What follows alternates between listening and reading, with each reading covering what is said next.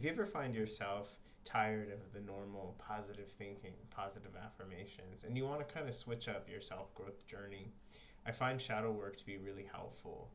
The shadow side of our self is our unconscious, which is functioning most of the time. Now, how we learn and what we put into our shadow isn't just negative. So it's not just the kind of your deep, dark secrets. It's also just things that you had to learn to let go of in order to maintain connection. For example, let's say I grow up in a really practical family. That's wonderful. Nothing's wrong with that. But let's say I'm highly creative.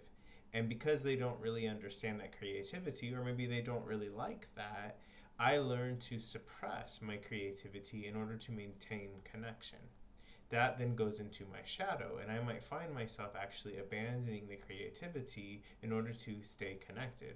Of course, no one's threatening me, no one's saying things, and potentially maybe someone is saying things, but many things get put into our shadow in order for us to maintain connection. So what shadow work is starting to understand what are the things that I abandoned at various points in my life, and why did I abandon those?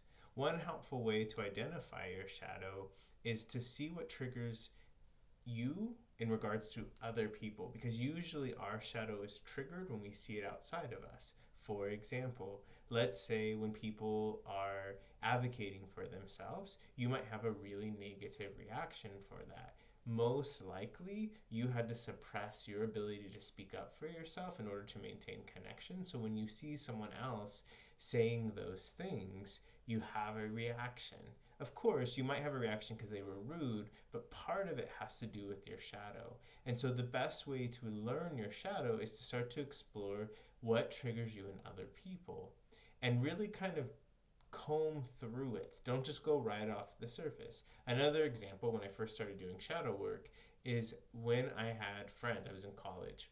I had friends, I worked full time and I stayed full time busy with school. And I had friends who had parents that had money and they didn't work.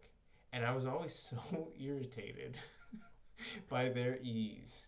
But what I learned is that I grew up in a family that really values hard work. It wasn't negative. That was really what was important. So sometimes, I would say oftentimes, I suppress my need for self care in order to maintain lovability. No one told me that. My family would have loved me if I didn't work, but I developed this understanding, which then influenced my life.